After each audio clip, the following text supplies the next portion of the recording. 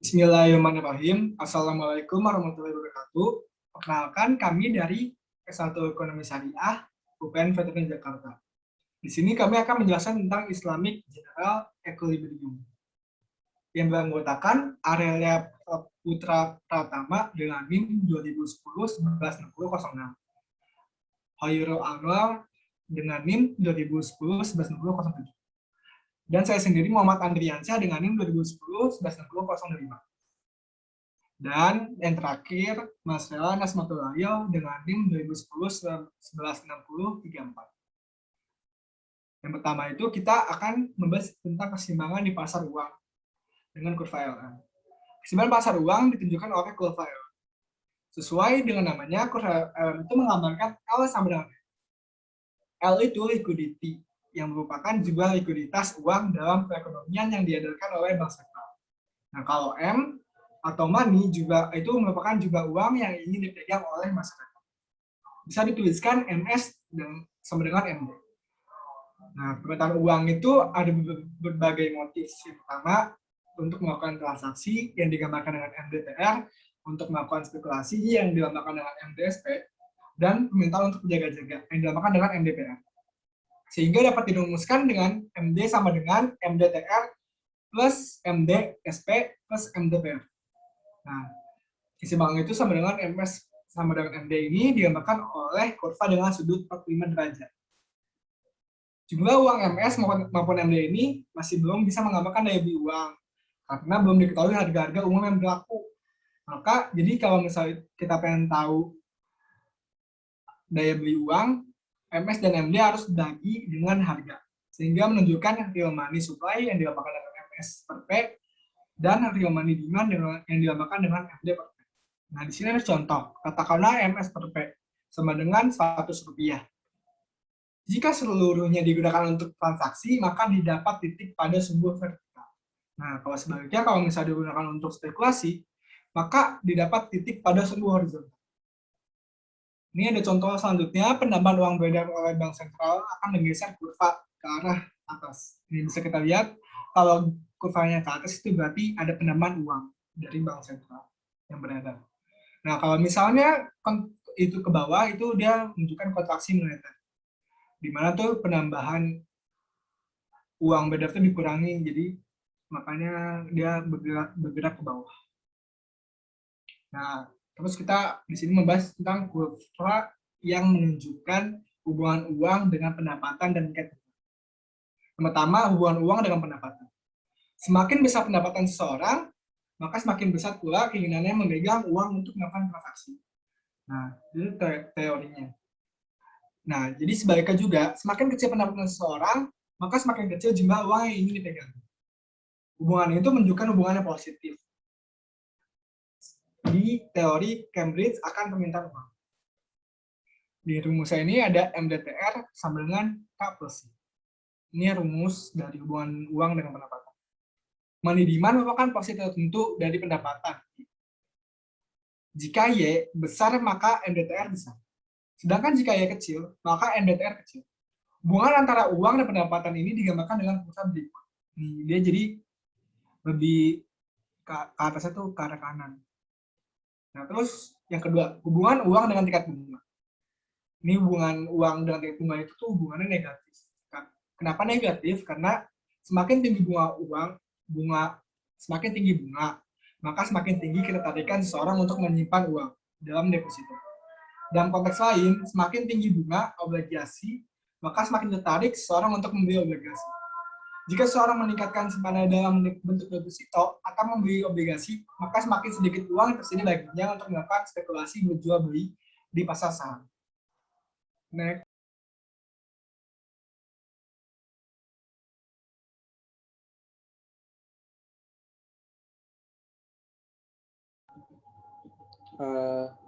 Kemudian ada pembentukan kurva LM. Nah, kurva LM itu dibentuk dengan menggabungkan ketiga kurva yang tadi dibahas. Nah, secara grafis, penggabungan itu digambarkan dengan 4 kuadran seperti yang dapat kita lihat di gambar samping ini, di mana kuadran 1 itu adalah kurva MDSP dengan tingkat bunga, kuadran 2 kurva LM, kuadran 3 itu kurva MD dengan pendapatan, dan kuadran kuadran 4 itu kurva LM yang merupakan hasil dari penggabungan kuadran 2. Nah, kurva LM yang di kuadran 4 itu diturunkan dari 3 kuadran lain. Caranya itu dengan mengambil satu titik di kurva pada kuadran 1, kemudian tarik garis lurus ke bawah ke kuadran 2 sampai menyentuh kurvanya, kemudian tarik garis lurus lagi ke kanan sampai menyentuh kurva pada kuadran 3, kemudian tarik garis lurus ke atas.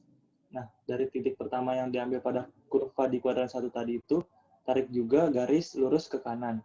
Nah, maka akan terjadi perpotongan antara garis lurus yang ditarik dari kuadran 1 dan garis lurus yang ditarik dari kuadran 3.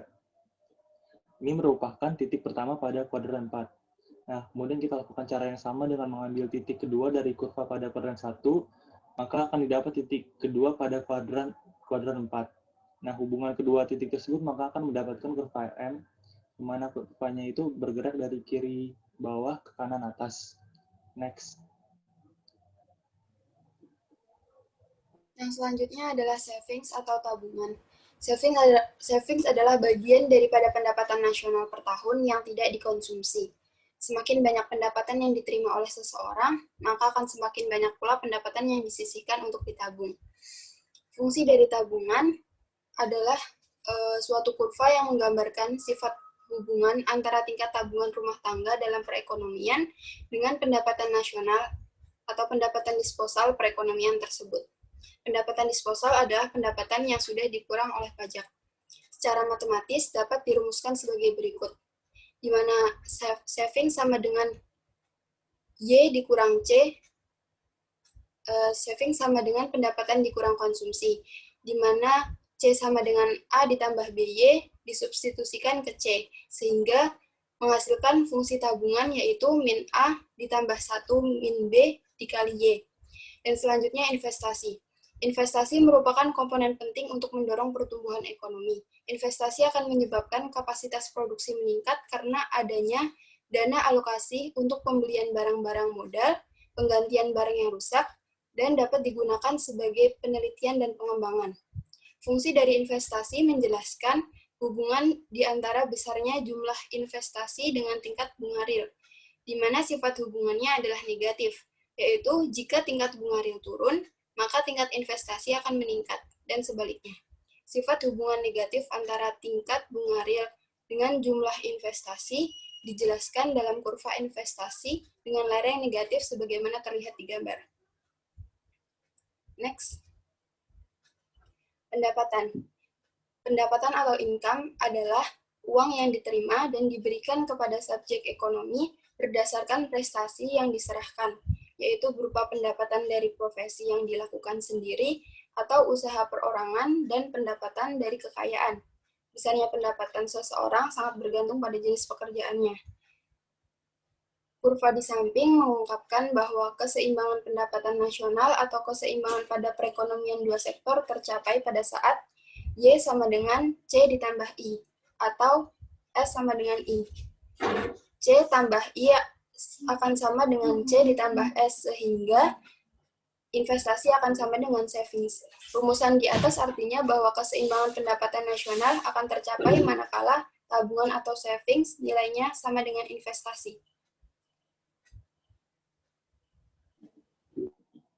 Kemudian ada pembentukan kurva IS. Nah, sama halnya dengan kurva LM, kurva I itu dibentuk dari penggabungan yang digambarkan dengan 4 kuadran, seperti gambar di samping itu, di mana kuadran 1 itu adalah kurva investasi dengan tingkat bunga, kuadran 2 kurva I sama dengan S, kemudian kuadran 3 itu kurva tabungan dengan pendapatan, kemudian kuadran 4 merupakan hasil dari penggabungan kuadran 1, 2, dan 3.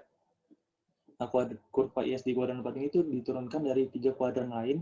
Caranya itu dengan mengambil satu titik di kurva pada kuadran 1, kemudian ditarik garis lurus ke bawah pada kuadran 2 sampai menyentuh kurvanya, kemudian tarik garis lurus lagi ke kanan sampai menyentuh kurva pada kuadran 3, kemudian tarik garis lurus ke atas. Nah, dari titik yang pertama tadi, yang awal tadi itu diambil pada kurva di kuadran 1 tadi, itu juga ditarik garis lurus ke kanan. Nah, maka akan terjadi perpotongan antara garis lurus yang ditarik dari kuadran 1 dan garis lurus yang ditarik dari kuadran 3. Ini merupakan titik pertama pada kuadran 4. Kemudian, lakukan cara yang sama dengan mengambil titik kedua dari kurva pada kuadran 1, maka akan didapat titik kedua pada kuadran 4. Nah, hubungan kedua titik tersebut maka akan mendapatkan kurva IS, di mana kurvanya itu bergerak dari kiri atas ke kanan bawah. Next. Kemudian ada keseimbangan pasar uang dan barang atau kurva IS dan kurva IS LM. Nah, apabila kita gabungkan kedua kurva LM dan kurva IS pada kuadran 4 tadi, maka terjadi perpotongan antara kurva LM dan kurva IS, di mana titik tengah antara perpotongan tersebut disebut titik keseimbangan umum. Dengan kata lain, titik keseimbangan umum ISM menggambarkan bertemunya keseimbangan pasar uang atau LM dengan keseimbangan pasar barang atau IS. Soalnya di samping ini. Next. Uang dan perekonomian. Konsep uang dalam Islam bertentang dengan konsep uang dalam ekonomi konvensional. Di dalam ekonomi Islam, konsep uang sangat jelas bahwa uang adalah uang bukan capital. Sedang uang dalam pandangan ekonomi konvensional diartikan secara interchangeability atau bolak-balik, yaitu uang sebagai uang dan sebagai capital. Para ahli ekonomi Islam mengakui manfaat uang sebagai media pertukaran. Nabi Muhammad pribadi menyukai penggunaan uang dibandingkan menukarkan barang dengan barang. Larangan atas riba dalam Islam adalah langkah menuju transisi ke suatu perekonomian uang dan juga suatu upaya yang diarahkan untuk membuat transaksi barter bersifat rasional dan bebas dari elemen ketidakadilan serta eksploitasi. Selanjutnya ada fungsi uang. Yang pertama, ukuran harga. Yang kedua, media menyimpan nilai. Yang ketiga, standar pembayaran yang ditangguhkan. Next. Selanjutnya ada jenis-jenis uang. Yang pertama, ada uang komoditas, yaitu barter, yaitu adalah perbarteran atau tukar-menukar. Yang kedua ada uang logam, yang ketiga ada uang kertas. Selanjutnya ada time value of money, yaitu keberadaan konsep time value of money adalah adanya bunga. Sedangkan bunga eratnya dengan hubungan riba, dan riba adalah haram hukumnya. Sekian dari kelompok kami. Mohon maaf apabila ada kesalahan. Wabillahi taufiq wal hidayah. Wassalamualaikum warahmatullahi wabarakatuh.